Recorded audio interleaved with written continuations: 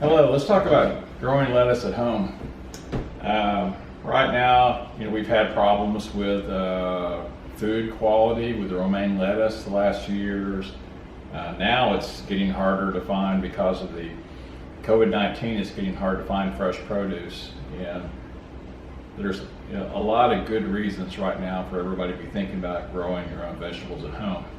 Now, one of the easiest things to grow is lettuce. I've been growing it in my hydroponics environment for about a year. If you've been thinking about it, you've probably noticed there's so many different methods on the internet, especially on YouTube. And after a year, I finally filtered through some of those and tried different things. I have a pretty good workable solution. So anyway, let's start off here. These are, we start off by creating the seedlings. These are little foam growing blocks you can get on Amazon. Almost all this stuff comes from Amazon. And they come in large packs. It's kind of a foam plastic product, and it's great because the roots can get a good start in them, and they hold moisture and water. Usually I grow batches of 10 at a time, and I'll say I use these planters that hold 5 heads of lettuce. So if I do 10, I usually plant 2 planters. So you can just pop these off. I like these deeper plastic containers that come with some product you buy at the store. I always save these things. And you can just take these and drop them right down in there. I'll take, we're going to talk about mixing water in a minute, but I usually just take my regular plant mix of water, and I'll soak this plastic foam for just a couple of minutes. I might turn it over, whatnot, get it in there, and then I usually leave about 1/8 of an inch in the bottom after it's completely soaked up everything. My seeds, so the best I found so far, there's a company in Maine called Johnny's Select Seeds, and it's an employee-owned company. They have excellent products. They mail it to you. You'll have it within a week, and you can order them online. And they have a product called Salanova, and they have different versions of that. And the seeds come pelleted. It means they have a little jacket around them of nutrients and things to make the seeds get an early start and hopefully grow really fast. And they'll tell you, a lot of seed companies will say, well, put a couple or 3 seeds in, in each of your little holes here you're going to plant seeds into in case some of them don't come up. But I rarely have anything from Johnny's not grow. It's very rare for it to happen. So you can just take these seeds and you can just drop them straight in there, one in each hole. Fill it with, you should already be wet when you do that. Sometimes I might take an end of a pen. I always kind of poke it down in the foam that gives it the root, maybe a little bit closer to latching on and growing up straight. You put the lid on it, and I've seen people say, you put these in the shade, put them somewhere cool. What you need to do is I put them on the same rack where my plants are growing, bright light. Lettuce seed does like it to be cool. You can buy heating pads, things like that you might need for some seeds like flowers or tomatoes. Lettuce, you don't want to put anything under it. It needs to be cool. If it's too warm, it won't germinate at all. So that's an easy way to get these plants going. You do that, within a week you'll have some tiny plants. I'll show a picture here, and they'll almost be ready to transplant to your tub or whatever you're going to grow in. Now, I use these net cups from Amazon. These are 3-inch net cups, and after my seeds have germinated, I'll take one of these and put it down in the net cup. I use these little clay pebbles to stabilize it. I'll have a list of all this stuff down there on the page. And the only thing you're really wanting to do at this point is give it a little support so as the plant grows it doesn't fall over. And you need to also keep some UV light off of it if you can. Now, some cups will come with these shields. They're difficult for me to use because my plants are usually way down in the cup. But for a tomato or something like that you're going to grow, it would work fine. Now, my growing environment is these Rubbermaid commercial plastic tubs. They're made for restaurants.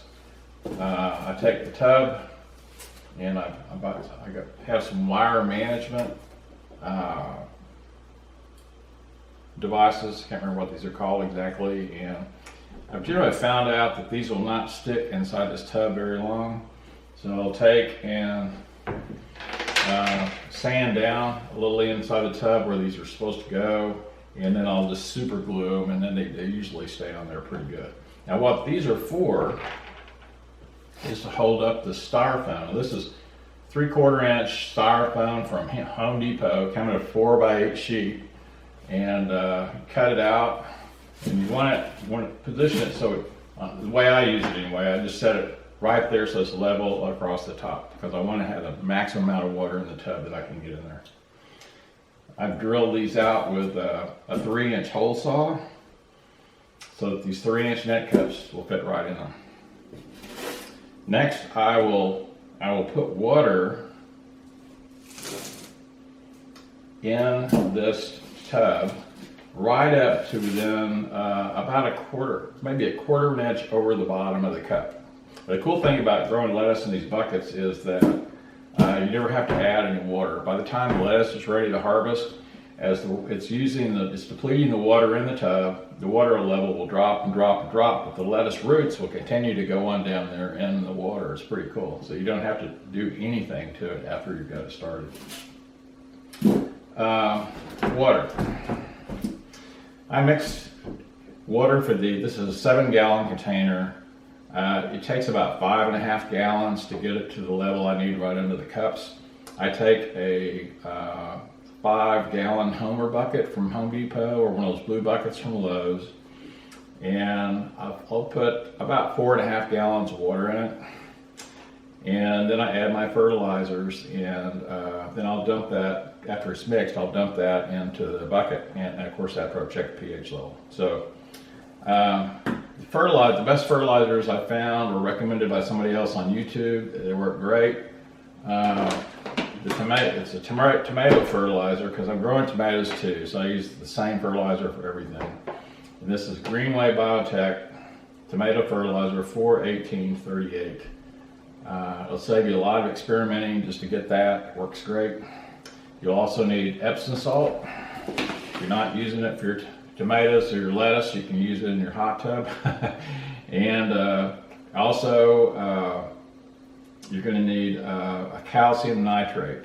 I don't have a bag out available. I put mine in plastic containers after I opened it up, or I'll show you that. But the one I buy is on Amazon. It's called Southern Ag Calcium Nitrate. I think it comes in a 5-pound bag.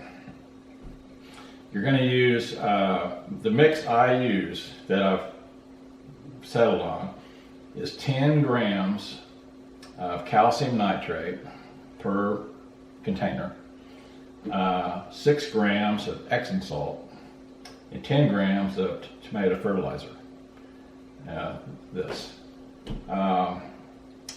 There are some people who think it's very important that when you're adding these to water, you do them one at a time, because the water will actually change as the chemicals go in there, and they think that sometimes if you throw them all in there at once, that there's a possibility that some of the nutrients can be blocked from other action going in the water. I don't know about that, but since I don't understand it completely, I do add them one at a time, and I don't think it matters which one you put in there. I have some small Pyrex glasses. I'll set them on the scale, and a little scale from Amazon. These are pretty cheap, and I just set them on there, and I'll take a spoon and add the chemical to it, and then I'll have usually three of these setting out per 5 gallons that I'm doing, and I'll put the chemical in, weigh it on the scale, and set those aside. Then I'll start pouring them into my Homer bucket one at a time, mixing it. Usually also I'll take the Pyrex glass before I even put it in the bucket. I'll add water to that, stir it up, and at least get it towards somewhat dissolved before I put it in the big bucket. When you're putting your Hummer bucket, when you dump that in here, actually scratch it. One of the most important things is setting your pH level on your water. Now, I've been buying these small handheld pH meters for a year or so, and most of them, they just don't last very long. They're kind of expensive, 30, 40, 50 bucks or more for something that lasts 3 months. And I have a larger one that's for part of an automated system I use in my tomatoes. That thing's just reliable, just $200 or $300, but I'll just go over there now and I'll take a sample and I'll stick one of those probes in it to see what my pH level is. So you can use a handheld pH meter or borrow one from somebody if you want. The good thing is, once you know how much pH down, usually your pH is going to be high, but once you know how much chemical to add to the water, you don't have to, it should stay pretty consistent all the time. I know that with my well water here, I have to add 15 milliliters of pH down, which I use a syringe for every 5 gallons of water. And it's very, very, very consistent. I've got a vapor recovery system. I've got a central heating and air conditioning in my hydroponics area. And I recover water from that and put it back in a tank. Oddly enough, you don't even have to change the pH on that water once it's gone through the cycle. But anyway, once the water is put in the tub, this is be heavy. Then we'll just need to put the seedlings in, and then all it's going to need is a light. I'll have a picture up here, but I've just got some LED lights from Amazon on a timer. I run mine, I think 14 hours a day, and they come on, they come off, and it's there should be no maintenance required as far as the plants will be ready to harvest in a few weeks. Cut them off, and then I take my pebbles and I put them in a bowl and I run them through the microwave, and they get hot enough, I think it sterilizes them. I also run my net cups to the dishwasher. Very important to keep everything clean. I've got a friend down the road who grows legal marijuana. He has shown me that they keep their environment in their warehouse. They maintain a particular humidity. They keep it pretty dry, and they keep a lot of fans going. Since I've started doing that, it pretty much got rid of my disease problem. So I recommend, a small fan blowing over lettuce. I think that's just about it. If you want, if you have 10 plants going, or maybe 15, depending on how many people in your family, that's a lot of lettuce. It grows pretty fast. It depends on your environment, exactly how fast it will grow. Maybe 5 weeks, I would say, tops. Sometimes even 3 or 4. If you need to keep the room cool where the lettuce is at. It doesn't like it very hot. The inside of your house is fine. Your garage is fine as long as it's not freezing during the winter. During summer, probably too warm. But I have a rack, or I started out with a rack. It's I think a 7-foot long rack, 6.5 feet tall, that I got from Home Depot, that I just had in my home office for a long time. And I had the lights hanging on the rack above and shining down with lettuce, and it worked great. Now, most of those little bread racks or baker's racks that you see in the stores, they're not very deep. They're not deep enough for one of these, but at Home Depot you can order a 24-inch deep one, which will fit these Rubbermaid products. So, if you're worried about algae and stuff, I've seen people with UV lights, like for an aquarium, that will kill your plants. If you put that in the water, yeah, you'll figure out, you'll start having problems right away. It won't kill them immediately, it'll just stunt their roots, and what it does is it kills some nutrients that are in the water that the plants need. The other thing I've used aerators in these tanks. I've used them in one tank and not that one, and skip them back and forth, and I cannot tell the difference in the lettuce. So I just quit fooling with the aerators. They don't last very long anyway. So anyway, good luck with your tomatoes.